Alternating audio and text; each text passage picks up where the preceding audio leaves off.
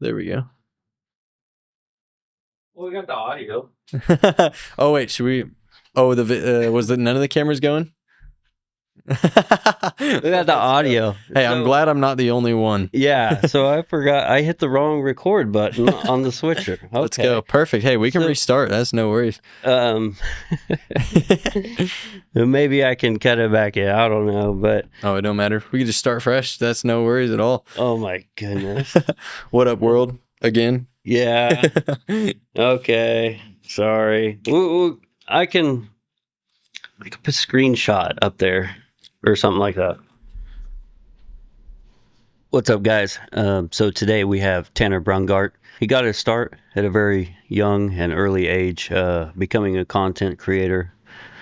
Started out on Instagram, went over to YouTube, has a massive almost 4.5 million subscribers on YouTube. A lot of hard work. One thing I noticed when I started watching his videos was I feel like he's really honest with his fans. You know, his fans, his subscribers. I feel like he's genuine, right?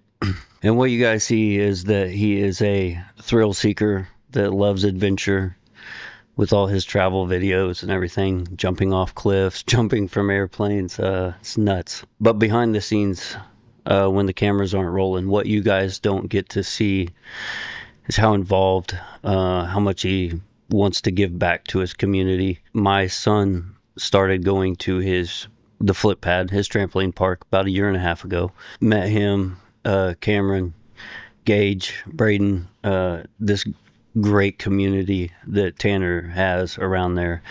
All great people. You know, it was an awesome place to meet new people that were all so helpful with Nash, my son. You know, and that's all thanks to Tanner. You know, unfortunate things that we'll talk about in this episode, but he had to close it down. Anyway, I hit the wrong record button on the switcher to start this thing off. So you're gonna have about 8 minutes with just audio and a little screenshot of us, and then you'll have a good hour and 10 minutes worth of the episode with the cameras rolling. Thanks for checking out the Alien Podcast. I'm Lee Bird. Okay, so I guess first thing, most people probably know where you're born and raised, right? You're from Maybe, here. Yeah. If they're local watchers, then yeah, probably. Okay. Yep. Born in Wichita, raised in Augusta, in Kansas, here in Kansas. Yep. Yeah, all of us in the outskirts have to say born in Wichita. Yeah, right. The hospitals were back exactly. then. So yeah, that's pretty limited hospitals around here for that. Yeah, you kind of just gotta drive into town, but yeah. So, okay, growing up in Augusta, and then when did you first start, like, when you wanted to get into social media, or was it just something that kind of happened by accident, or? I started uploading like flipping videos, like like trampoline parkour, like what Nash does, and so. Yeah, that was all I posted for a while, and I maybe got like 5,000 followers on Instagram from that. I did that for like 3 years. First 3 years I had it, and I had 10,000 followers on Instagram before I ever had like 5,000 on YouTube. I was uploading flipping videos on YouTube eventually as well, and then it was definitely a slow transition into like more broad content that people with more than just that specific interest could watch. And I developed it just by watching other people and being entertained by them, just other YouTubers I admired, and I was like, well, I could do that, or I could do my version of that. And there was just I guess that's how it started, but there's just so much luck, like looking back, involved, just with the timing of it all, and just where I was at my age, and I don't know, I just don't really know if I could, like, if it would happen if I was that age today. Oh, okay. I just don't know. Just more people in on it now, or? Yeah, definitely a lot more competition as well. I think the threshold for quality of content was a little bit lower back then. The barrier for entry to like actually get viewership. And I was pretty introverted. Like, I didn't have too many friends in school. I definitely had some friends, but I didn't like really like to go out. I was a pretty quiet kid, but I could be enthusiastic in front of the camera, and so I think that was kind of an outlet for me. And so since that was, I think people, I was able to express my personality on there, and so that connected with people, and that helped get viewers that stuck around, I guess. Okay, so I didn't know that. I didn't know that. I guess that you started more on Instagram, Yeah, and then kind of floated over to YouTube. definitely. Yeah, and then I was like, Instagram was just like because it still doesn't pay anything, and so it's never been a focus since then. As soon as YouTube had any traction, it was like, okay, all attention on that. Instagram was just like here's my family vacation type thing, kind of thing. I guess still pretty much is that. But yeah, it started with like parkour, flips, tricking, trampoline, whatever you want to call it. Same stuff that Nash does. Rip the flip pad, which he was still in. Yeah, we'll get into that in a little bit. But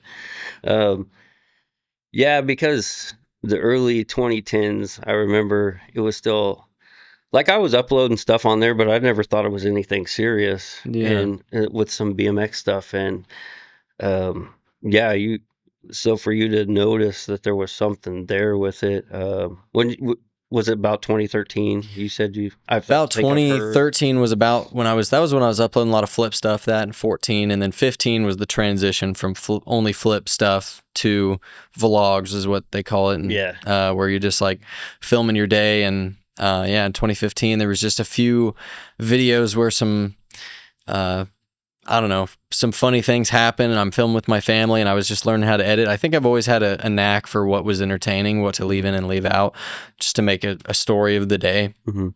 And I say story now, but really back then I didn't really think that's what I was doing. I thought I was just like, I really didn't know what I was doing, to be honest, but it just kind of started working. I remember that I had my first paycheck. I just got, my mom and my dad said they'd pay a third each of my first cars, a 2006 Mustang or something. So I had to pay like $4,000.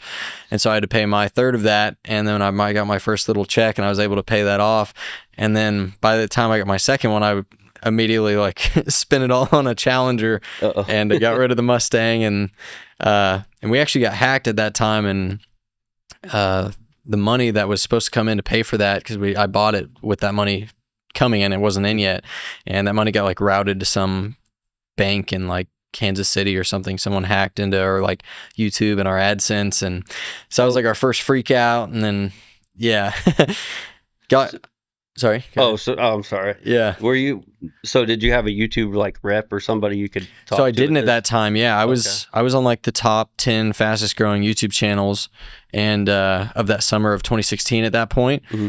And I just, there wasn't any time to have assigned me anyone. So there was no security or anyone to really reach out to. And so, but then we started reaching out and got reached out to by some companies and some agencies in California, and ended up going to meet with them, like Studio 71, Full Screen, these companies, and they ended up claiming through copyright my channel that was hacked and getting at least half the revenue back through some avenue. I don't really know, but then we ended up signing with somebody through that. So we were like, wow, you guys can actually do something. I'd heard that they didn't really do anything, but so that was kind of the first interaction with the industry. Just kind of a scare, kind of woke us up to what could actually be going on. This could be serious. And then once the third paycheck came in or something, my mom was like, if you keep this up, you're going to be making more than me this year. And then I kind of got the sparkle in my eye. I was like, okay, and then I was fully dedicated from there on out. Like, I think I missed maybe 3 weeks of uploads in 2.5 years. Wow. Of daily 10-minute YouTube videos. Every day. Yeah, pretty much. And I don't know, if you ask me now, I don't know how I came up with enough stuff that would, count as entertaining enough. Yeah. I just don't know, but. That's insane. But one of the cool things, like I've said, even for my son, even if he's putting stuff on there every day, it's like a library of, it's a free library to keep your life stuff on, really. I mean, even if it doesn't go anywhere, it's still free storage. It's just make an account. That's something I've always thought. I'd love to show all these videos if they care, like my kids in the future. I don't know how long they'll want to watch them, but that's just really awesome. Like, you can go back and see what you're doing pretty much on any day for a period of time. And like you said, there's videos that didn't do well for years. I probably had 200 uploads before I had a video that got 10,000 views or 50,000 views, and no one still really ever watched those, but I can go back and I love watching them. Like you say, you ain't gonna pay for it. Yeah, no subscription. Yeah, it is crazy when it all of a sudden just wants to start forcing another video out there that's been like sitting forever or something like that. Yeah. When it just all of a sudden gains traction. Yeah. And everything. We definitely had, there was some that was built up before I had my first couple really big videos that were just kind of sitting there. And then when other videos did well, they blew up too, kind of just sitting in that portfolio. And then, so that became part of the strategy later on. If a video doesn't do well, just keep posting, because now people that start liking your new stuff are going to want to see more concerts, going to go back and like watch the other stuff. So it's definitely an investment. Just, even if it's not doing well in the beginning. I used to be so like torn up about that. Like, oh no. Yeah. But something going on. Yeah. Oh no. Well, I hate that. So we already went through that he was born in Wichita, raised in Augusta, Kansas, and a little bit of a story starting Instagram and then transitioning over to YouTube. So from some of the videos I've heard and watched with Nash, like, you get a lot of credit from other flippers around the world. I've heard the Midwest Meetup thing mentioned in, I can't remember the channel's name, so I'm sorry, but they're from overseas. Yeah, there's some coming this year as well. Some from Europe for the trampoline event we're having. It's actually this weekend, so that'll be cool. Okay. Yeah, I guess if we are restarting, we should probably explain like flips and stuff, maybe just a little bit. Like, I grew up doing like trampoline, self-taught, it's like tricks in my backyard. Never did gymnastics, but that's what I say to people because they don't know what I mean when I say like flipping and stuff. They think I'm flipping houses or something, but that's what that's the big thing on TV. Exactly. And that's what Nash, your son, does, and came to my trampoline park, and that's how we met there in Augusta. Trampoline park has since had to close down, and like you said, we can get into that later. Super upsetting. Nash is still welcome to pull up and jump though. But yeah, I forget what we were on, but you getting a lot of credit for like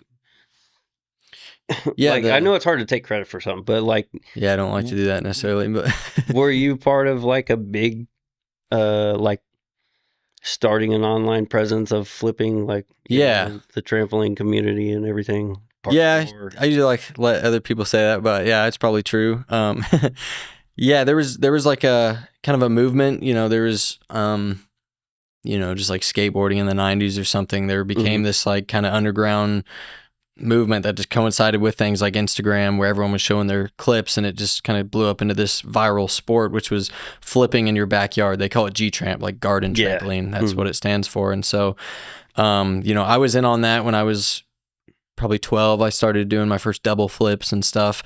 And at that point, I mean, there was nothing really on. There was a couple of videos online of people doing this stuff, backyard tramps, just kids having fun, really. And then, as the years went on, and people just started posting more and more stuff on Instagram of it, and then everyone would learn from everyone else. And it was just crazier, harder tricks, but not like toes pointed, heavily coached, very safe learning progression. It was all just like, all right, let's wait for the beat drop of this song and send it and hope you don't land on your neck, which happened often. I'm still chronic neck injuries from that. But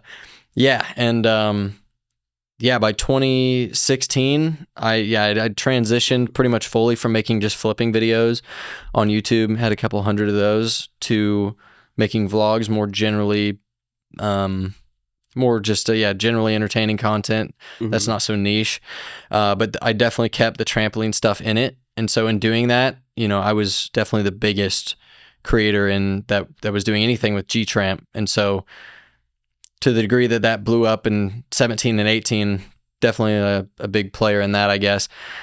It just became like a really big thing. I mean, I was making videos. I had a series called Trampoline Versus, where we would just like put butter or just ketchup or whatever it is on, I forget, on trampolines and do that. But I think, part of the biggest entertainment value why that did well was definitely like personality, friends, storytelling, comedic stuff. And then second, that I think made me stand out from other people that were doing similar things or similar challenges was like we were doing, triple and quadruple flips on this stuff. And just some harder things that made it more interesting. So there was definitely some like athletic stuff going on there. I think all that made kind of a perfect storm for, I don't know, it's just a very weird mix, but ended up working out. It's kind of weird. Yeah, I'm a YouTuber, trampoline kind of guy. I never really know what to tell people when they ask what I do. I'm like, YouTuber, I guess, creator. Yeah, content creator, I guess. Influencer. I know. You're an influencer now. Yeah. To the. I don't know. I don't know what I'm influencing other than. Right. Yeah. Are you trying to influence people? Are you trying to persuade them of something? No, just entertainment, right? Entertainer. Right. Creator. And that's really what it is. Kind of for me, more it's like learning all the tech stuff. I kind of liked all this, and then I wanted to do something on my own versus filming for other people. Yeah. It's like, I'll try something else on my own. That's super cool. The technical stuff's always been a hard thing for me to take interest in, so I think you got that down. And looking at this setup, honestly, if you haven't shared it, you should. All this is awesome. There's a couple pictures floating around. Like, I've always tried to look up, like, what's it look behind the scenes of Rogan or Lex Friedman, and ended up finding out, some of them. Yeah, I think we both watched those guys pretty heavily. Yeah, love them. They're awesome, yeah. No, but this is sweet. I told him my podcast setup is just horrible. It works. I mean, whatever works. I just kind of have a problem with going over the top. A little obsessive. No, it looks awesome. It was worth it. Thanks. Heck yeah. Okay, so, then you got into cars too a little bit. Yeah, a little bit there. And then had kind of a bad accident on one of those. Yeah. Yeah, luckily I was completely uninjured, so it actually wasn't too bad. In 2017, I was making pretty good money from YouTube. Hindsight, should have saved a lot more of it, but you're not going to tell a 16, 17-year-old kid to save his money. He's going to be like, no, I'm going to the dealership. Mm-hmm. I ended up getting a Audi R8 in 2014 when I was 16, and this is the beginning of 2017. And then I got this, it's like $1 million house in Andover, and it was kind of more of a movie set than a home. We didn't need it for anything. It was very fun, coming from just like middle of the line, in Augusta, and then cutting the handrails down. Yeah, yeah, exactly. I've seen that video. Foam pits in the living room, totally just trashing this place. My mom was having like a meltdown just watching all this get trashed.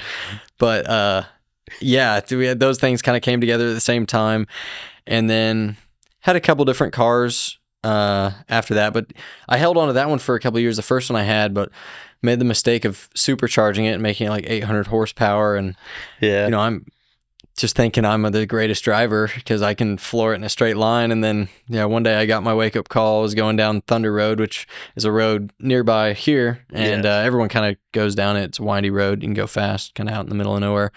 And turn a corner, sun's in my eyes. Sounds like an excuse, actually is the case. Go watch the video. But I went off the road into the ditch, into a fence. Had a high school buddy that was like, he was having a blast. And I was like, well, if you're having fun, let's have more fun. Just trying to kind of impress him or just make sure he's having fun more than anything. But luckily we're both uninjured, but totaled the car. And then made some other bad financial decisions after that. Bought like a Lamborghini after that, and then another R8. And then I made it a couple years without owning one in 21 through 23, and then I bought another one in 23. So I haven't learned my lesson. Other than it's a cheaper and older version. So it's smarter on the picks. Exactly. I'm heading in the right direction, I think. Yeah. I forgot to go back to. So when you got the Audi, did you were you in California after that? When you got that, or so I got that in 17, and then 18 I moved to California when I was 17 with some friends, and we all lived in a house together in Huntington Beach, really only for the summer, and I ended up moving back. Now that was the worst financial decision I've made because I spent more money in Huntington Beach in that summer than I'd spent the whole year prior, and that included all the gadgets and just crap that I just said. Like we were spending, I was just had all these guys, and they're my friends, and I had no concept of money and longevity or plan or anything like that. I was paying like $12,000 a month to live in this, big house mansion, and just so ridiculous. Didn't need it. It was fun, but my mom also just sitting in the background, like telling me, what I should be doing, and I'm just like, nope, not gonna listen to it. Can't listen to it. I'm just gonna do whatever I want. Yeah. So were you out there long enough to like kind of, I don't know, realize the California culture or anything, like being away from home? Honestly, I spent a lot of time in my room playing Fortnite. Oh, okay. And yeah, we filmed a lot at my house, and we lived in this gated community. We would film with, there were some other creators in that community, and I filmed some videos with them, and we traveled around a bit, but I never lived in like downtown LA. I never really got like any taste for the entertainment industry. I did a few podcasts and a couple commercial things, but I never did like, a TV show or anything like that. Yeah. But I definitely, sat in traffic every day, and Oh, bad. Yeah. it's never bad out there. see the same person at the grocery store, so everyone's in each other's way. Just bad attitude towards a lot of people. Just typical Midwestern experience in a big city. You're just kind of like, man, what? Everyone's mean here. Yeah. And it's not the case. Just it's different than being home. A little more fast paced. I think that's Yeah. what people, I don't know, when I've back in my BMX days when they would ask where I was from, and I'd be like, Kansas, and they're like, Kansas? Yeah. I'm like, what even happens? People, in Kansas, they always say that to me. Why do you live there? Yeah. So I say that. Why do you live there? And I'm like, well, it's home. Yeah. But it made me appreciate when I moved back, the people here and stuff. But I always used to think when I was younger, like, I have to get out of Kansas. I have to, that's some like proving something to people thing. Mhm. I have to leave. I have to go to LA or New York or something, which just isn't true, especially now, especially for what I do. It's totally not necessary. Yeah. And now I just have the, the house here and trampoline park. We spent like $12,000 an acre on the lot, highway front for the trampoline gym. Everything here is way cheaper, and way cheaper. live for cheap here. And then I travel like 6 months a year, so it's really, I have no complaints. And when people ask why I live here, I'm like, well, that's why. And it's home. Yeah, it come is. home and see the family. And Yeah, another thing I like is like you say, I'll be there in 20 minutes or something. Like maybe East or West Coast they might think, okay, he's a few blocks away. You can cover a lot of ground out here in 20 minutes, like 20 miles. Yeah, exactly. so it don't take anything to get around. There is a thing here in town. You can tell people that don't leave too often because they're like, oh, it's all the way on the west side. Yeah. And it's like, it's not that bad. No. Yeah. And if you travel really anywhere, you really have that appreciation. Like, I'd have friends who'd be like, I'd like to hang out, but you're 20 minutes away. I'm like, are you freaking kidding me? Yeah. Like, come on, bro. Yeah. Yeah. Now it's like, oh, it's only 3 hours away. It's Yeah. not 10. So I'll go. if And it's really, worth it. like Dallas is only like 5 hours. Exactly. Yeah. Good Away. concerts all the time. 2.5 Really not hours far. to Oak City. I got into skydiving, I guess, last year. I took weekend trips to Dallas pretty often to go skydive there because it's kind of the closest bigger place to do that. Yeah. Yeah, not there's bad at all. one little one right over there. Yeah. But, I I'll just have to went and tell you jumped with something him. about that later. Really? But, Okay. Yeah. Good or bad? I'm just kidding. I think, well, no, I think my brother-in-law is a pilot. Really? Yes. Okay, maybe I met him. They dropped me off over my backyard. Just really? skydiving in my backyard. Oh, okay. Yeah, through Cook's Airfield. Yep. Air Capital Drop Zone. Yep. Yeah, those are really cool guys. Yeah. One of the older guys that runs it, he's so funny. I forget his name, but I don't know. I'm going to go back there and hang out with him soon once I have a not broken leg. Yeah. Yeah. Okay. But back before the skydiving venture. Yep. Okay. So you came back home. Was that a time when, okay, let's say, you kind of had like a downtime? Yeah. Something like, I saw the video that you posted not too long ago on your second channel. Yeah. Of dealing with certain problems. Yeah. Or anything. I don't know if you want to talk about I'm fine with talking about it. Yeah, Okay. absolutely. Yeah. Having to deal with that thing, Yeah. I could relate to it because back when I was probably about 20, and it's hard to get through. Yeah. Like, people may think weed is like, Yeah, it's no what big is deal. it? Yeah, It's been crammed down your throat that it's no big deal for the past 10 years. But it's like, Which, for some people, maybe that is the case. But it can be a big deal to people. I definitely believe that. For me, it was.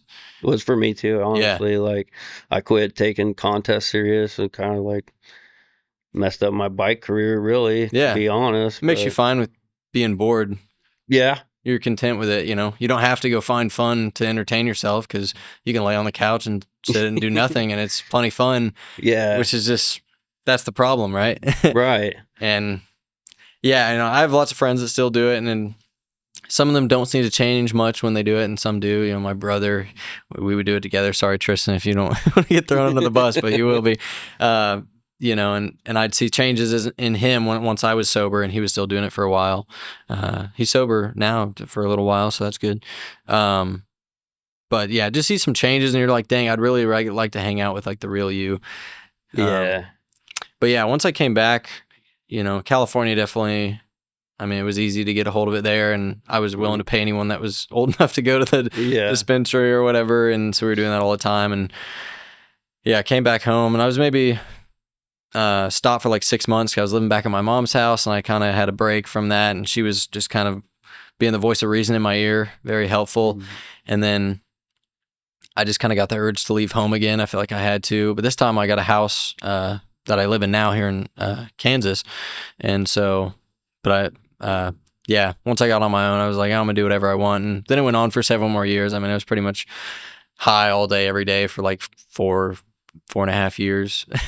And it definitely took a huge toll on my career. I mean, I pretty much just, like, if you watch the video, I was saying I exchanged one for the other. I had a whole lot of stuff going on, and then I had nothing going on because I was fine with having nothing going on. But I'm a very like all in or all out person. Like I get obsessed about things. I'm kind of the same way. Yeah. Exactly. And so when I got obsessed about that, I guess it just took the place of anything productive and positive.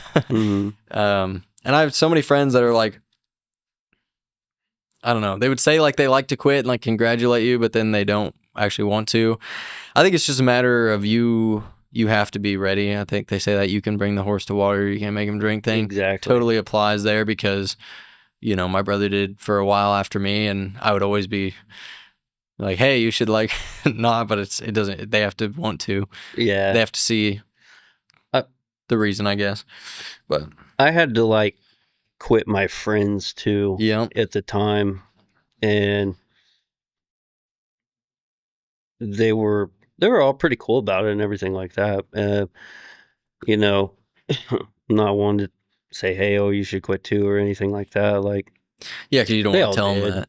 Oh, really? It came around, eventually. Sweet. I mean, yeah, this is 20 years ago for me. So yeah, I'm still waiting. I've definitely got some friends that I can't hang out with them because there's so many associations with us hanging out, Right. And they still do it. And I just can't really be around it. If friends come over, and they want to smoke, I say, yeah, you can go to the tree line, Yeah. But even then, like, I don't really want to be around them high necessarily.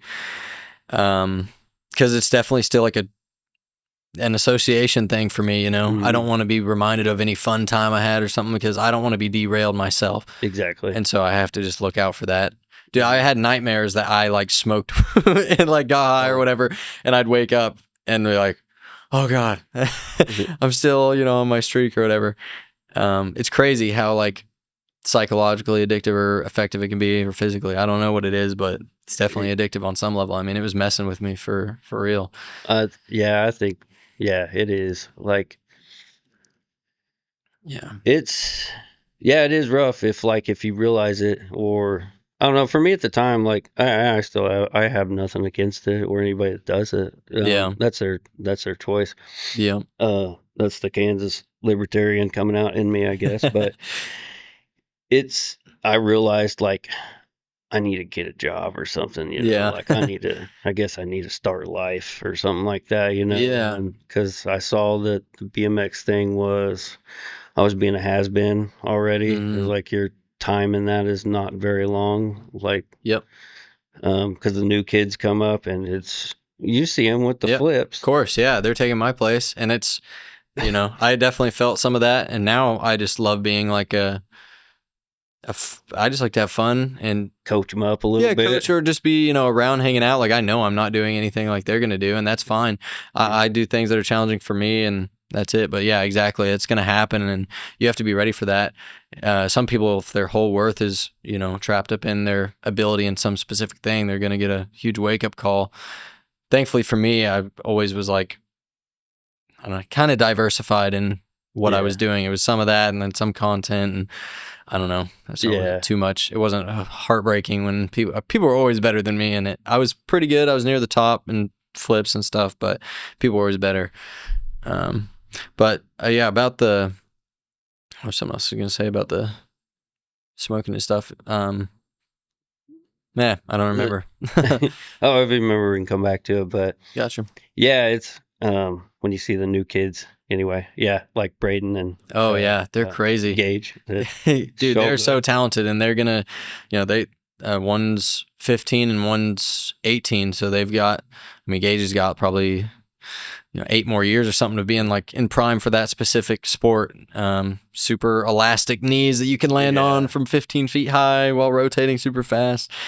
Yeah. So, do they have contests around for that or competitions or is it mainly I've seen a lot of the tramp wall stuff. Yeah. So I don't know if there's contests with that, but yeah, there's something called they're trying to do freestyle trampoline. That's what they call the whole thing. They're trying to do competitions with that, and they're trying to make it in the Olympics.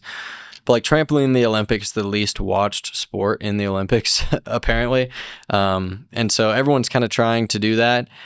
And I've been invited to have a hand in that and been asked to invest in it. And I've had meetings with people that would be the people to do that with if I was going to try to build something and make something happen in that space commercially. But I just don't really see any promise in it, which sucks to say because I have so much passion for it. But, just at the end of the day, to the average person, all they see is a bunch of flips and twists. They don't even know what's going on, and they're just going up and down and up and down. They don't really know. And so that's why I think it's probably the least watched, because they're staying on this 7x14 fabric doing a bunch of stuff, and it looks like, okay, that was cool, good, that's good, but they're all doing the same thing. And even if you make it freestyle, I don't really think the average person can decipher that. They can't really say, oh, he did better. You can't really tell. Yeah.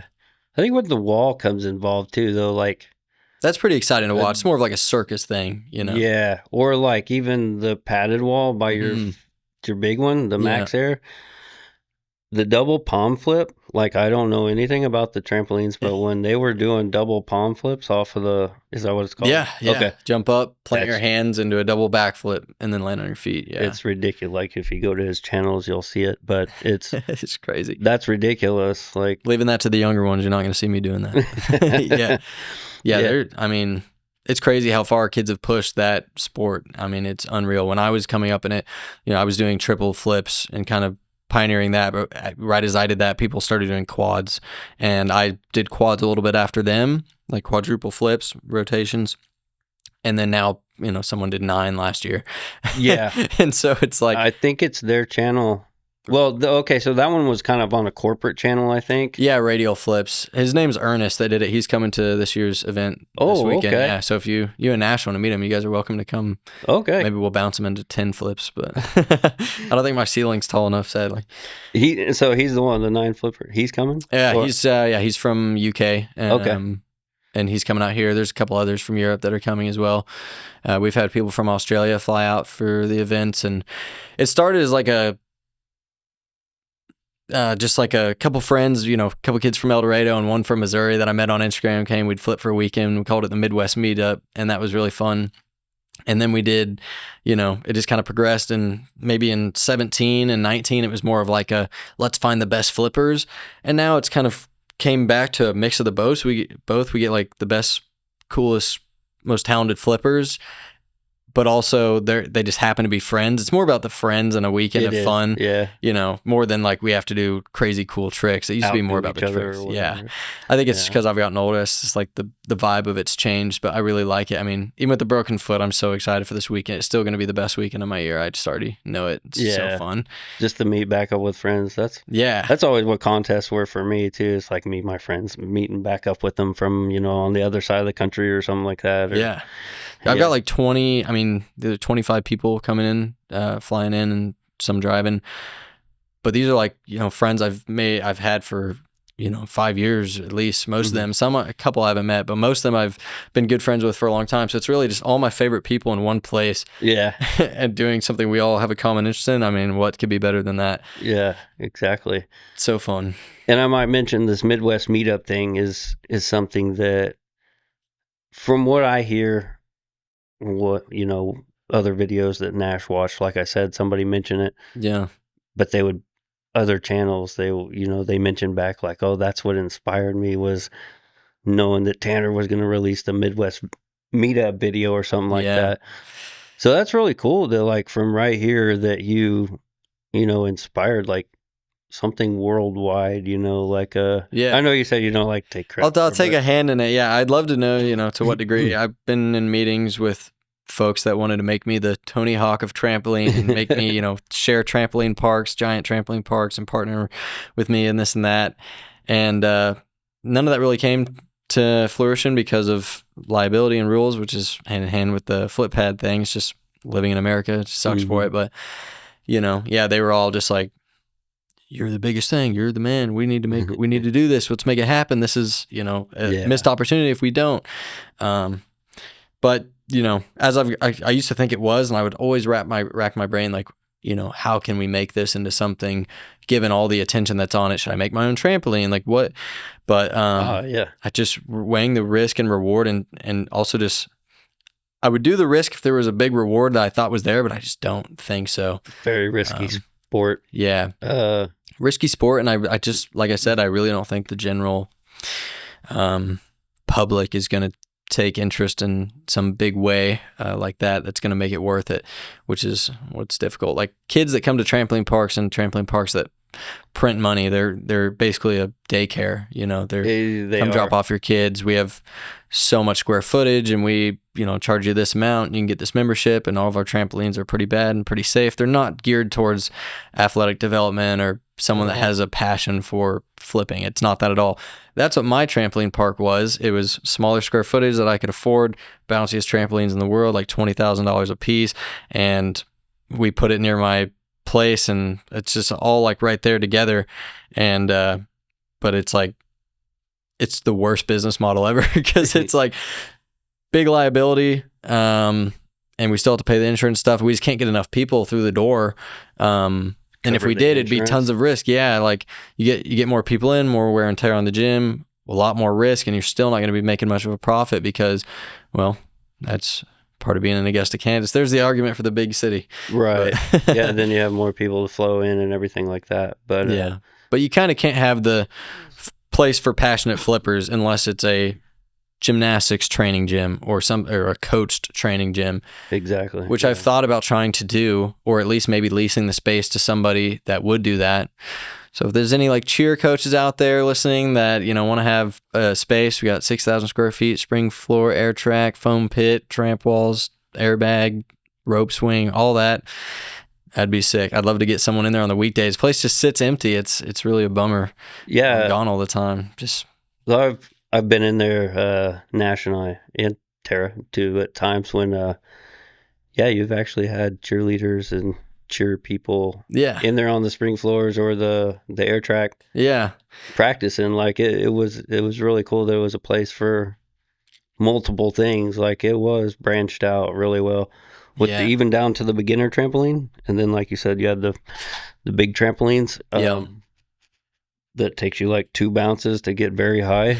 Yeah, they're kind of scary. I always tell people, I'm like, just be ready. Like if they've never gotten on a trampoline, I'm like, this thing's crazy. It wants to bounce you so high. Like you can feel every thread in it, and your feet just wants to freaking launch you, man. It is, yeah.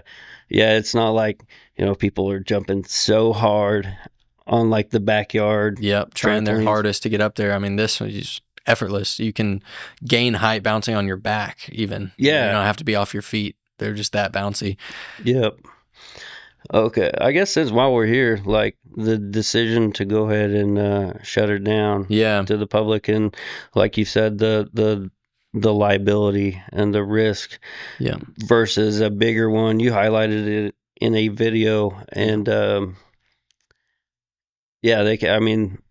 like AV8 or anything, like there's always so many kids there. Yeah, there is. And so they've definitely got the business model for that. Heart of the city, big space, tons of room for everybody, and they've got the money through the whole sports forum to fork the money for the accidents and the inevitable injuries and stuff.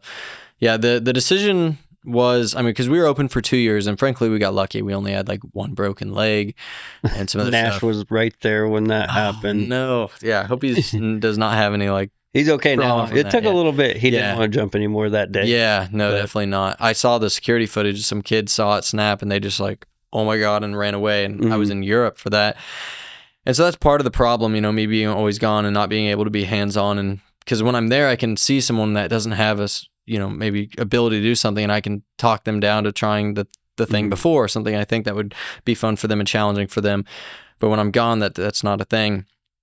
For a couple of years that we were open, my mom was pretty much the whole time like, this is stupid, we should close, this is a horrible stress, because she had to be on the insurance thing. They didn't want just me being signed on there for whatever reason. I think it was my age, and so it was putting stress on her. And so we were talking about it, and it's like, there's the peeing. It's the air conditioner. No, somebody is peeing back there. Anyway. Oh, that's funny. Yeah. And basically it was, I won't be able to articulate it better than it was in that video, but the gist is that, the park basically just broke even after we paid the insurance with the amount of people we're having in, which is fine. It's not any source of income I'm depending on or anything. I really just wanted a place I could share it with everybody and have fun with everyone. But the reality is, like, the amount I could pay to the insurance people, we're only going to have a policy for up to $500,000 for an injury. If someone breaks their neck, like what happened in Kansas City, it's $16 million lawsuit. Okay. Yeah. And so, I would basically, and that's, I don't know if that includes lost wages or not. If somebody had a good paying job, you're paying for that forever. And for me, I can't do that. And my policy ain't going to cover that. So it's like, if that happens, and it's more of a win than an if, it's you're pretty much every day it's open gambling, everything you've ever worked for no financial reward, which was fine. I don't need the financial reward, but I can't have the risk of losing everything you've worked. Yeah, I just can't. Yeah, and so the risk doesn't go away even with having friends there that come and do crazy stuff. They're still doing horribly dangerous things. And so am I. I'm sitting here in a cast from a trampoline. Just broke my fibula the other week ago. Backyard trampoline, though. Yeah, not even the crazy ones. And it's like, I'm not going to live my life in so much fear that I'm not going to have fun or have my friends over and stuff. But there's definitely a new level when you're like, hey, come pay me to come use this, because now you're classified as an amusement park. And the state of Kansas, they came in and they were like, hey, yeah, you got to get this permit. You got to pay this much per trampoline. You have to get signed off by these inspectors.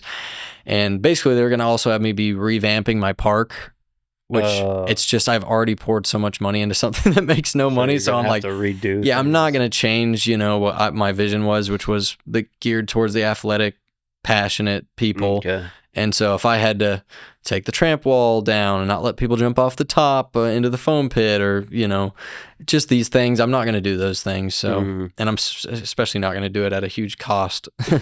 So that was just what the decision came to. But I tried every which way to wiggle out of it with my mom. I was like, but what if we did this? But what if we did that? I'm surprised they didn't ask if you play music there too. Yeah, right. Yeah, because that is a thing. Yeah, right. We're going to take a little money for that. Yeah, like I haven't been tracked down that far yet. But well, not necessarily like by music, like record companies or whatever you call it, but supposedly there's a license you have to play as a business, right? Yes. Yeah, I think if you're going to play music in front of people, like this seriously is a thing. That's so crazy. You have to have like a license. It's another way for them to get a few extra bucks for something, And it's just like with being in Kansas, that was a strong or a benefit to us, was there was like there wasn't really a rule book for a lot of things. Eventually there came to be one with the whole you're an amusement park now thing and that classification. But before that, that is crazy. We were pretty much flying under the radar, and there really wasn't any rules they could slap on us. And the state doesn't even have their own rules for these things. They say, hey, you have to have an inspector come in. We have a list of them.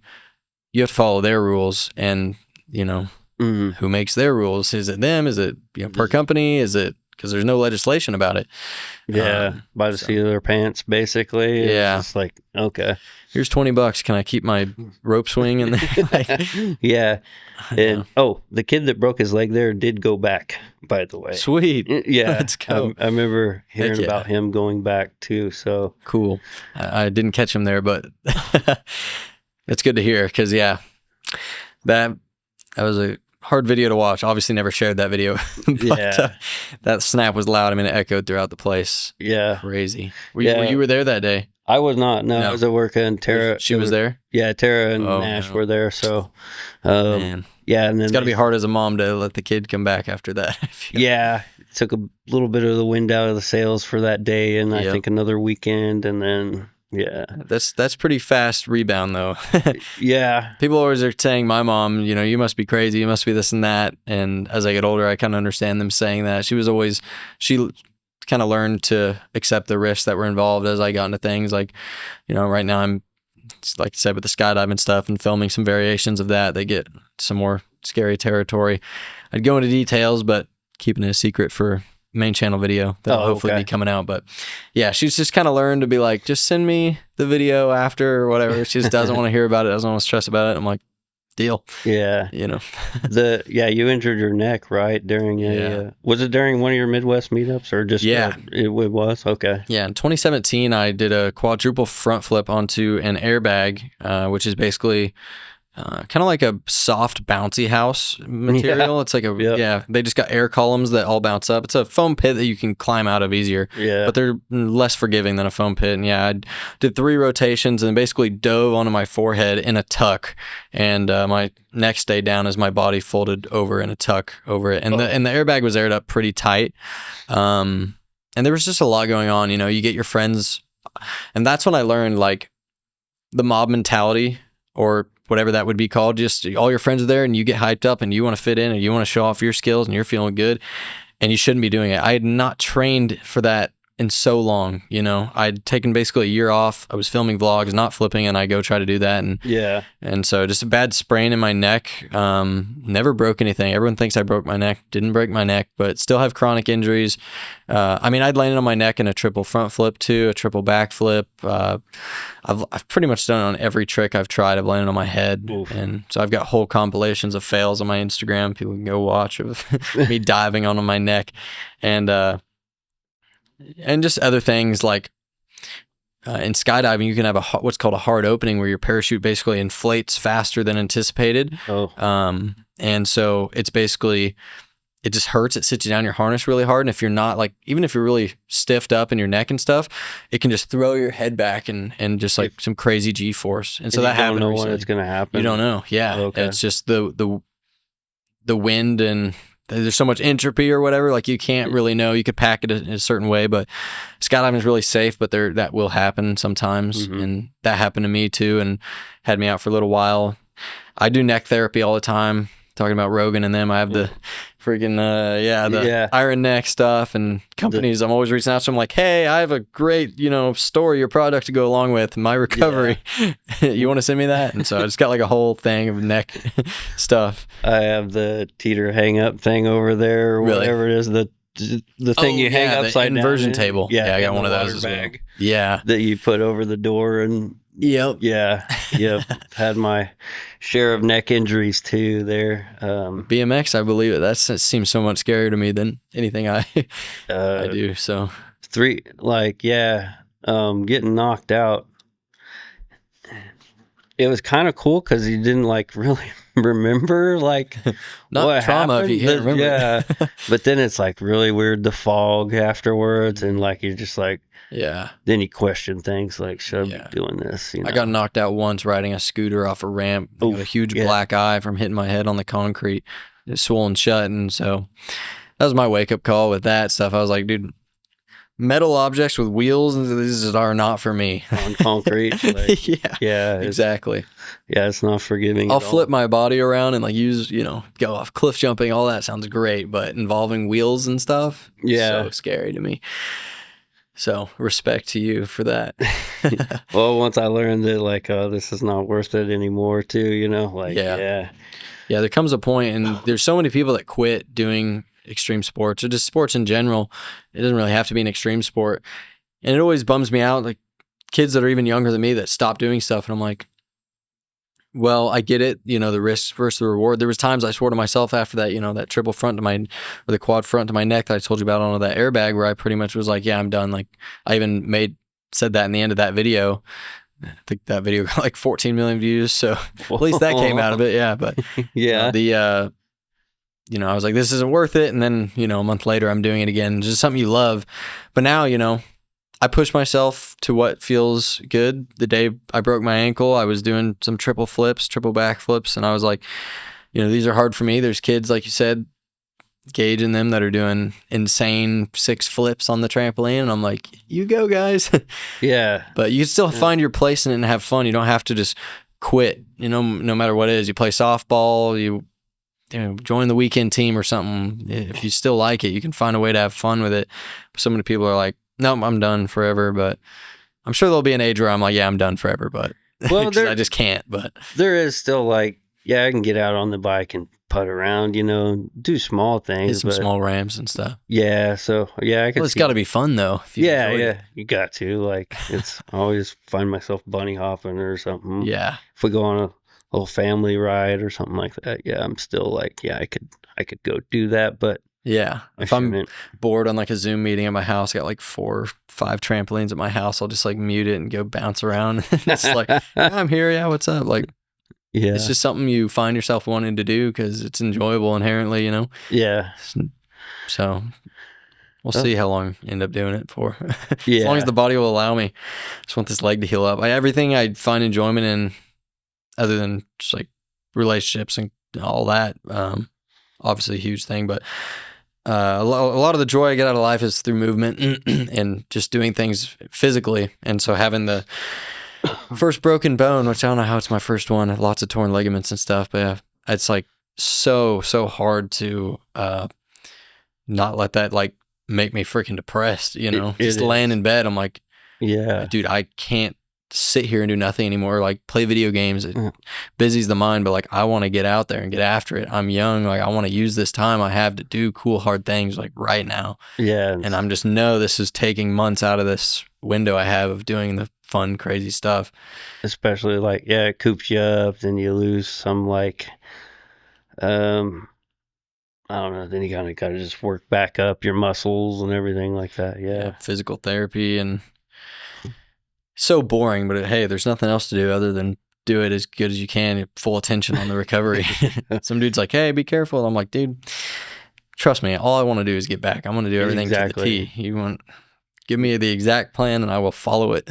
Yeah. Okay, so your main channel, you started a second channel so you could have kind of more just fun on it, I guess. Is that what you're trying to do? Some simpler videos. Mm-hmm. Kind of the standard for YouTube, the kind of threshold for videos that do well has just gone up and up over the years. More competition, like we talked about. And so I'm a one-man show. I don't have editors. I don't have a team. I don't have like writers. I'll call my mom and be like, hey, what do you think about this sentence? Can you help me form another one? Like, that's the extent of my team. And so since it just takes so long to make a really high quality video, that I'd be super thrilled. Like, this is pretty much what I'm capable of doing. This is like really good work. This is like a representation of what I'd want to be known for. Like, since that takes forever, I wanted to make, and those live on my main channel, by the way. I wanted to make, because there were still so much things going on in my life that were worth sharing, but not worth a main channel video. And so that's where the second channel thing came in. And so, breaking my leg, that was a second channel video. Yeah. But I'm not going to, and it'll be part of a main channel video eventually about a part of a redemption arc and a story or recovery or something. There you go. Yeah. So there's always a good part or a silver lining, I guess. But yeah, and then we started a series, me and my family, because my family was a really big part of my YouTube channel and its success. They were characters in it, I guess. We didn't know it at the time. We were really just kind of authentically going through the motions. But yeah, so we all kind of made a podcast deal where we sat down and reacted to some old stuff. And so that lives on the second channel. We called it Hindsight. We were basically just watching kind of noteworthy videos that were fan favorites and kind of just being like, what the hell was going through our mind? Yeah. Like, what were we thinking? Or just kind of looking at it from now, being 7, 8 years later, which I felt like it was kind of now or never. If it got any longer, it wouldn't be really worth revisiting them to the audience. But any sooner, it wouldn't have been much of a different take on it. So yeah, when we started that, it's hard to get everyone together though. So right now it's kind of just vlogs on the second channel. Simple vlogs. Yeah, because of the main channel, it looked like you were more of, well, you started putting out more, but like yeah, you can definitely tell that like it's something you want to spend more time on or Yeah. something like that. Yeah, the average I edit for those is like a month. Wow. Okay, so yeah. there's your answer, guys. Like if you're Yeah, wondering. yeah. YouTube's so easy. I always have people say like, "Oh, if I had a camera when I was your age and just filmed it, I'd be a YouTube star too," or something. I'm like, dude, having fun ain't the problem. And having the camera, that's easy. What sucks is sitting in your room alone, bored and isolated, as you dig through stuff you already did. Yeah. And you try to make a cohesive, entertaining, nicely paced story out of it that's gonna make someone feel something. That's hard. Inherently, So yeah, to those people too, like you're on the clock all the time, you know, like trying to think of stuff, or like you don't really clock in. You're working right now. I mean, so showing up over here. No, so. But you always gotta like in the back of your mind be thinking about what's your next move, and it's kind of entrepreneurial, I guess, in the sense that there's no clock, there's no one telling you how to do it or when you're going to do it. You got to study, figure out what's going to do well and what your best shot is, what strengths you have to bring to it, and then you just got to put in the time, trial and error, be relentless. You're going to fail publicly. It's going to be humiliating. Your views are going to go down when you think they're going to be up, and you're pretty much, it's like, I've never really been gambling, never been to like a casino or anything, but I think I'm a chronic gambler. Like, you always gamble when you post these videos. Like, will this one do well? Is my career going to take a big spike, or is it going to take a dip? You just don't know. Yeah, I'm always worried about saying something wrong or something like that. Like, I guess you could go back and edit it out or whatever, but if you think it's YouTube and stuff, if it's kind of questionable or whatever, like, I would never live totally on live don't TV. mean, like, I don't know. But anyway, okay. So one thing I did want to ask you about was the diving.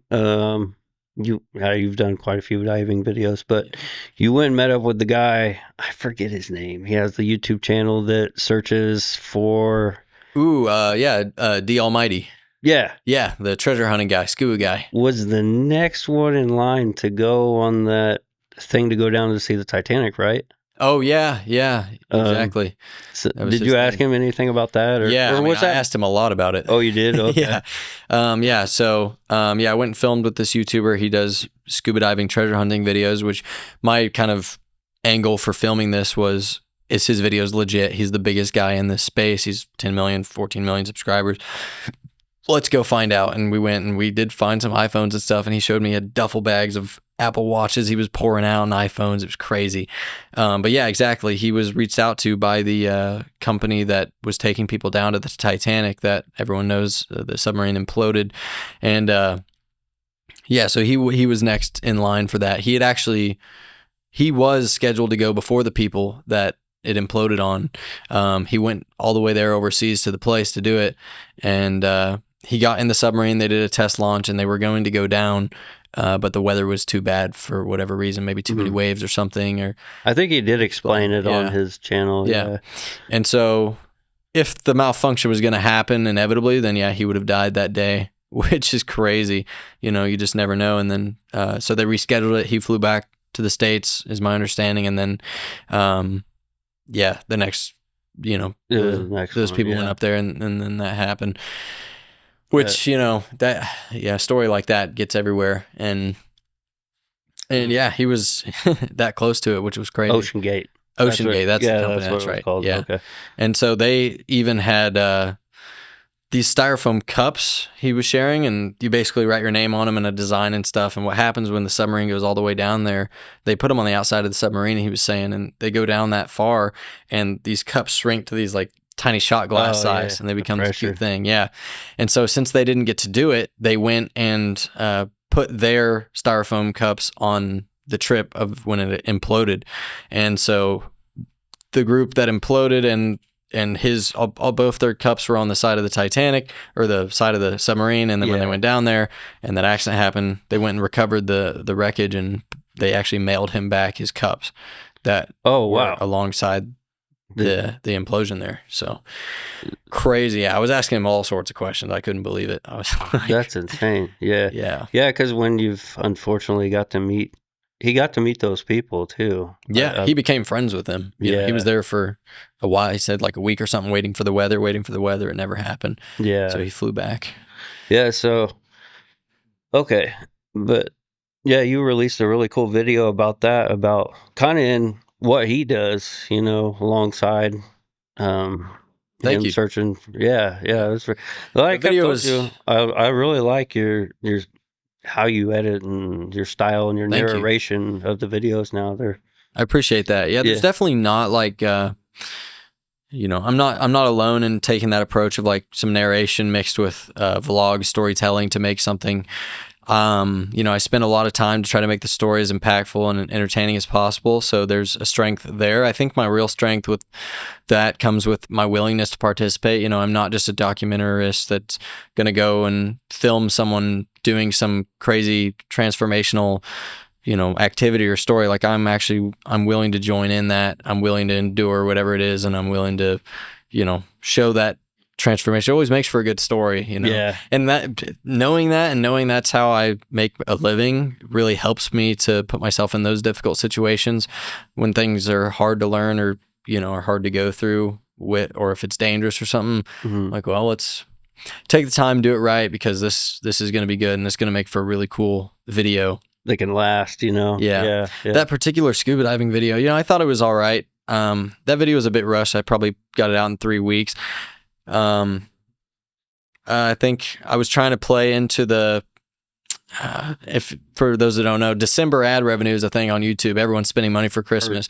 Yeah, you can basically have double the revenue if you have a video out in December. It'll do twice the revenue of any other month. And so here comes November 1st, and I was like, oh, I need to do that. So then, you know, finally got a hold of that guy, and we went and filmed that video, and I kind of rushed edited it, and there's definitely more that could have been a part of it. I don't know. I probably beat myself up. My mom and my girlfriend, everyone thinks it's cool and they really like the video. But, you know, I think just because it didn't perform as well as the other ones, it didn't get 1 million views instantly, and it probably will someday. But I was like, I messed up. It sucks. Yeah. It's hard not to let that affect you. It's really hard. There is, that's a thing when you're creating your own things or editing. Like, it's always like, oh, I could have. You're never done editing. It feels like it's at some point you just got to be like, okay, you have to abandon it. Yeah, you have to be like, it's good enough, I guess. You just have to stop. Yeah, there's always more you could do to it. That's definitely the case. Yeah. Anyway, okay. So before that, I forgot to get back into this a little bit. So after you went through like your little bit of downtime, and then I remember you saying too that I think you had another video where you met Jordan Peterson, and you've always listened to Jordan Peterson. So I haven't listened. I've listened to him quite a bit, but not a whole lot. Gotcha. I've tried to let Tara listen to him before too, but really, it's funny that she's a psychologist and she's like, you know, like. He's a psychologist, but is she interested at all, or wasn't at the time? No. But I think I just need to catch her on the right episode of something. Yeah, catch her in the right mood, the right episode. But I really like him too. And I didn't know he was here. Whatever video you mentioned, or I would have went for sure. Yeah, so. I didn't know my mom had messaged me. I would have found out, but we did the meet and greet thing, and you know they're kind of like hurrying people off the stage. You can't really say anything but hi and take a picture. But you know, my mom came with me to that because I got her onto Jordan by just always playing it on road trips or something, and she would hear it and she'd start listening. And so, she came with me to the meet and greet, and then she was kind of like, before we got rushed off, like, hey, this is my son. Like, you're a huge inspiration to him. He's got this many followers, this and that. And I was like, oh it's freaking awkward. Like, I don't know how to act in that situation, but. Did he take notice of that, though? Yeah, I got his email and stuff. I don't really know what'll come of it. I'm sure if I pushed and really tried to make something happen, I could do something with him. I just really don't know what I'd have to offer in terms of like a collaboration or something. And him being a busy person, I don't really see the point in reaching out. So it is what it is. But it was super cool to meet him. And I mean, dude, he's a genius. Obviously, he has taken a lot of political stances, so that's going to be controversial to people. My favorite things to watch about him are just like the philosophical and the psychological. His biggest series on YouTube is his psychological evaluation of the biblical stories. And so he's been doing that. And yeah, I mean, he's just super, super bright, like taught at Harvard. I mean, he's totally just like Lex, one of Lex's guests, just like mesmerizing to listen to. Like this guy's on another level of like intellect, and it's really cool to listen to. And yeah, I also have that interest in psychology, and just I think a lot of that coincides with the YouTube success. I was kind of lost for a while. I was like, all right, well, if that making a bunch of money and having some fame or whatever didn't just set me on a permanent path of joy, then what's the point? Like, just kind of trying to optimize my life, how can I live the best life possible? And that sort of questioning led me into his content, and a lot of what he posts is right along those lines and super inspirational.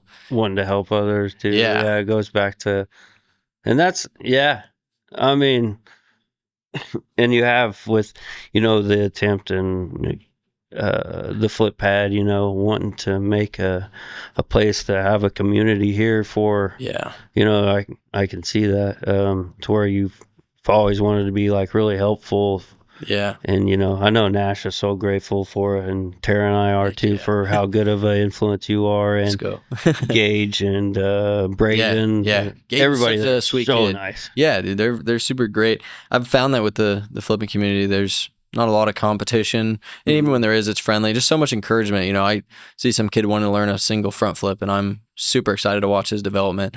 I don't know. There seems a lot of camaraderie and just, like I said, encouragement in that. And I really like that. But yeah, the place, when I was watching all these videos, trying to figure out what's the next thing, if I just moving on from all the YouTube stuff, which I eventually circled back around to, I was like, okay, community, obviously important. I need to be around people that are interested in things I am. I need to be around friends and interacting with people. That's going to help keep my mental health good. Okay. So community, what do I want a community around? Okay. Flips. I've always liked flips. That's fun. I'm still young. I can still do this.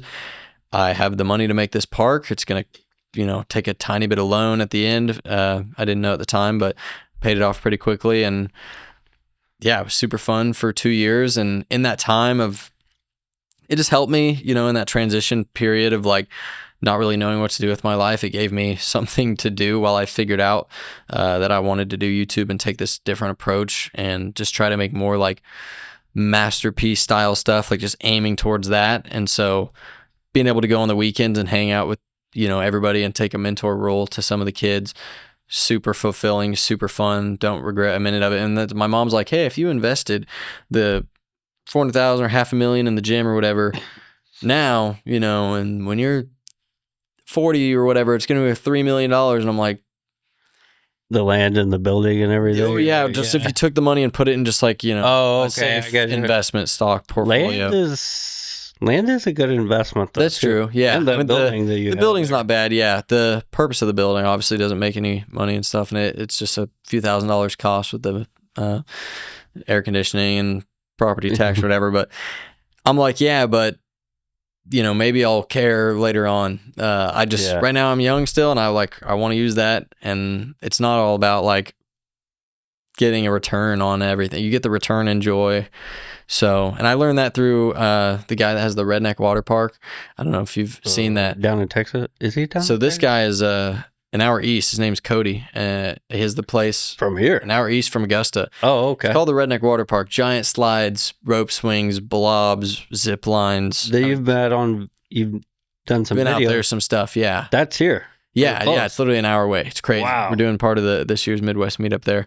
Again, he's such a cool guy, such a smart guy, and I take a lot of inspiration from him because, he's made some good money in business and stuff, and he spent so much money making this super fun he can't make a dime off it from people. He just pours money into it. He doesn't even take donations, and everyone has a blast there. He has Memorial Day and then a 4th of July and then my event. He's just like three weekends or whatever, and where you see the look on everybody's faces, adults, kids alike, anyone who's willing to like shed the mask of I'm too cool to have some fun, they just have a blast. And just having even anything like that of my own that I can share, like super cool. Like someone comes into town and they're visiting me or stop in, some friends from out of town. Hey, let's go to the trampoline park. Let's go drop from the ceiling. Yeah. Why not? And Yeah. Yeah, that's crazy. And if you were to have ever been there in person, that is a very high drop too. 35 feet, which doesn't sound like a lot, but yeah. It's insane when you're actually there, already on top of how big is that wall? 20 foot, the one with the purple floor. Yeah, that one's like, probably 16 feet or something off the ground. Yeah, because it's like 10 foot you off gotta the climb up. trampoline. Yeah, too. yeah, But- 10 foot off the okay, tramp, and the tramp's 6 feet high. So and then you see it's like another double that up there. It's ridiculous. Yeah. Yeah, most people, I always used to post videos of when I started cliff jumping, jumped a 50-foot cliff today. Looking back, it's like 30 feet. And most people would be like, if they jumped a 50-foot cliff, they'd think it was 100 feet. And now my highest was an 88-foot jump in a Recently? Red Bull event. It was last summer. Okay. Ended up hurting my neck doing that too. Perfect entry, but didn't matter. It's just so much. You're going like 55 mile an hour. And I was like, no, dude, this is high. Like, this is crazy. My goal's 100 feet next summer. So I got to heal up, got to get dialed in, do some more practice, hit that iron neck, and then I can do that. I really want to make a story where I learn to really work with some professional people, teach me how to do it, condition my body for it, and then I want to go to this waterfall. It's in Oregon. It's called Abaquah. I was just there last month, and it's 102, 103 foot, and this like pretty gnarly hike down, so you don't want to mess it up. But man, it is a sweet spot. It's beautiful. Should totally Google Abaquah Falls. Abaquah Falls. Okay. Yeah. I'll check that out. There's a lot of beautiful stuff out there in Oregon. Yeah. Oh my God. They have like so many waterfalls. Yeah. I mean, whole state's really cool, but don't recommend doing the drive back from there to Kansas. Oh, drove 26 hours. Yeah. Sucks. Yeah. You get amped up, you're leaving, you're like, I can do it. And then you get 10 hours in, you're like, I can't do it. Yeah, always. Yeah, I remember driving to California before and sleeping in a Walmart parking lot in the middle of the day. Heck yeah. In Arizona somewhere. Yeah, made it to there. And I was like, nope. Yeah, I don't know if you ever saw any of that. I recently turned my truck into like a camper in the back. Yeah, on one of the videos, like I could kind of tell. Yeah, but so fun too. I mean, I slept in so many parking lots, church parking lots, Walmart parking lots. Get ran off lots of times, but dude, yeah, so fun. I totally wanted that like experience in that portion of my life, and so that's fun to be going on. And I want to go see a bunch of countries too, so that's coming up. Like I want to go see like at least 20 or 30 countries in the next like 5 years. But for now, it's been like road trip time to go to these spots. There's a really cool spot in Canada straight north of here, and I'm not remembering the name of it, but it is like this little town in between some like massive mountains, and it's so cool. I'll have to see all that. It just sounds so sick. I've never been to Canada, but I'm going in September. So okay, be cool. Meeting with some trampoline park dudes. They've got a friend who's owned some big ones, some really successful ones, the biggest ones in Canada. And so he's been mentoring me on, trying to figure out what I could do with my park. And he's like, yeah, you're pretty much screwed. Like you could have, we talked through it a million ways, but maybe getting in on a more commercial trampoline park to have a stake in that would be fun. So maybe that'll happen. I don't know. Trying to get more diversified. Yeah. I always wanted to do that. I always thought they were lame, but I was like, no, you can still teach kids and have fun in the more constricted environment, and you'll reach a lot more kids if you go to a place like that, if you have a share in a bigger park. So maybe that'll happen. That would definitely be cool. I don't know if it'd be in Wichita or not. Let's run the sports forum out of business. Yeah. No, we like the sports forum. Yeah, they me. I guess at least they do have over. I don't want to name the other one. Urban area. Yeah, I didn't want to sound like I was saying they don't have anything, but they got some, and no, everyone's.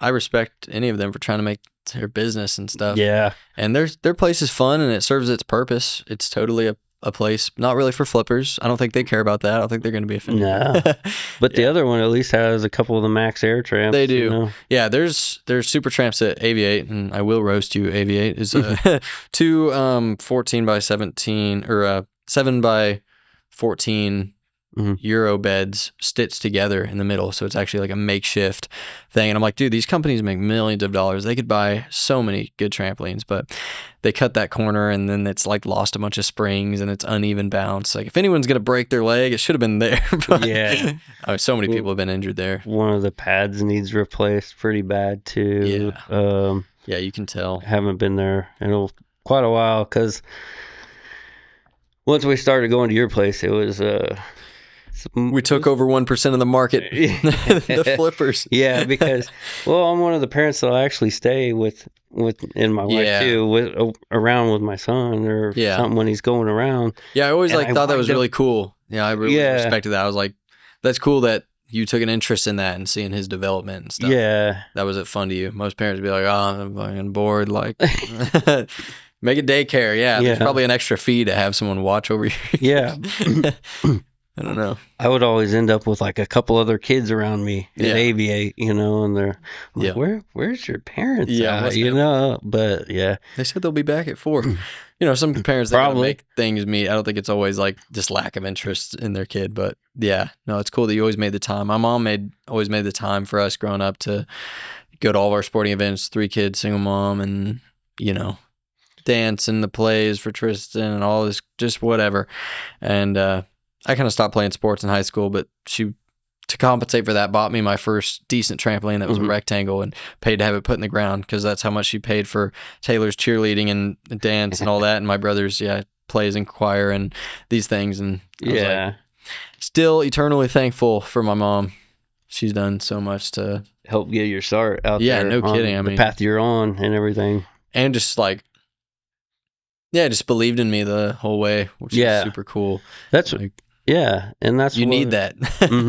It's super rare. It's sad, and that's a lot of what Jordan Peterson talks about. He's like, he'll always get emotional. He's talking about, he's like, the freaking lack of encouragement for people. Like, it's just they get so little of it, and they could do so much with their life. Or it's not even about just like business or finance or something like that, but just in all different facets of life, you can encourage people and inspire them. And it really only takes a little bit, like one person to freaking think you are good enough at something, or think you should give it a try, or see something in you. And my mom was totally that person for me. And that's good, too. But got a big debt to her. Yeah, I bought her a car. The debt's paid. But now be taking care of her in her old age, pay the debt forever. Yeah. I mean, I feel like I have a lot of common with her on those types of issues, because anytime Nash has wanted to, even when it was back to 2 or 3 years old, when it was Thomas the Train, I could show you every Thomas the Train over here, and I learned every one of their names. And when I say Tara did the same thing too. That's awesome. So whether it was dinosaurs, or he wanted to be a paleontologist when he was young. So anything we've kind of fed. Guy's gone through so many cycles: flips, Rubik's cubes, paleontology, Thomas the Train. Bro, Nash is out here. Yeah, geologist is another so one. Cool. He's got the rock tumbler and everything. I'm so excited to see what he ends up focusing on later on. Dude, Nash one of my favorite kids to come to the flip pad. It's so much. I don't know, he's this shy kid, but you could tell he's just wants to unleash his potential and his talent. Sweetest, cutest little kid. And I was like, dude, this guy's my future son better be no, whatever. My future son wants to be interested in whatever, I'll try to be interested in it. And I think that's all you have to do. It's just learn along with them. That way you can talk to them on the same level that they're interested in it. I never had, any young siblings. My siblings and I are all the same age, a couple years apart, or cousins even. So I never really learned how to be around young kids or younger kids. And the gym really helped me with that. And that was a really interesting process to go through. But even with, learning the interests of the people that you love and that you're around. I hadn't really been in any long-term relationships, and right now today is actually my 1-year anniversary, which is long for me and my girlfriend Ella. Today. Yeah. Oh. And no, we're good. We're already celebrating. We're going to dinner. It's all good. We had this planned out. And but we have a lot in common, traveling and adventuring and this sort of thing, but there's a lot we don't have in common. And even with her, I've had to learn alongside that and take interest in what she is interested in, because that's how you just make things work. And it's fun too, and it's nice when they do the same thing. It is, yeah. Too much of the same can be probably bad. I don't know. It is kind of fun learning something else that somebody else I don't know. I've always been a lifelong learner on things anyway, so heck yeah. Yeah, you didn't just retire from being interested in things. Yeah. Just like some people giving up, retiring from Yeah. activities. They're like, no, I'm too old. Bad mindset. Yep. That's what it comes across on listening to podcasts. If I hear some kind of subject and then I go off learning more about that or just anything like that. So, Like, yeah. I don't know. I don't know if we should save for another episode 2 or something sometime. Yeah, I'm trying to figure out always where. down to come back. Yeah, Absolutely. we talked about the skydiving. Or did you? Yeah, we did a little bit. Yeah, there's some things under wraps there, but Oh yeah. I remember you saying that now. Yeah, I don't really know. I mean, there will definitely be things unfolding in the future worth talking about for sure. I think we covered a lot of good stuff. Yeah, and I can put what we started off with. Maybe I can tuck it away at the beginning with a screenshot of this or something like that. With just because the audio was recording. So okay, yeah, no matter. I think we kind of covered in a roundabout way, maybe a more efficient way later on. Anyway, yeah, up to you. It's your podcast. Yeah. Get a couple man. more episodes under my belt and figure out what I'm. Well, I think this is super cool, and anyone that's willing to, stick their head out there and just try something new, I always respect that because there's a lot of vulnerability in that, and also it's just cool. Yeah, you're out on a limb trying to do this. It's awesome. Yeah, I'm definitely down to support it. I'm glad that we met. Yeah, the foot pad, and that got to develop the relationship with you and Nash. It was super cool. You guys are definitely welcome back any weekends that we're doing stuff there. I'll let you know. Awesome. Yeah, thank you so much. Will not end for Nash. Yeah. Yeah, thank you so much for coming over. Heck yeah. Thank you for attempting, for the community that maybe you attempted. Yeah, maybe I can figure it out someday. I mean, I'd love to figure it out someday. Yeah, that'd be awesome. Regulations and everything make it kind of hard when everything you work for is on the line. So yeah, it's totally understandable. Learning experience, I probably could have dug and figured out that probably not actually. No, I had to kind of go do what I did and to learn that it was going to be end up having to get shut down, but maybe I can pivot from that into something that's useful for people and maybe potentially beneficial and smarter for me. I don't know. That'd be great. We'll see what happens. Yeah. Maybe I'll just make a second nest egg and spin it all again on another only geared towards small amount of people thing. I don't know. Yeah.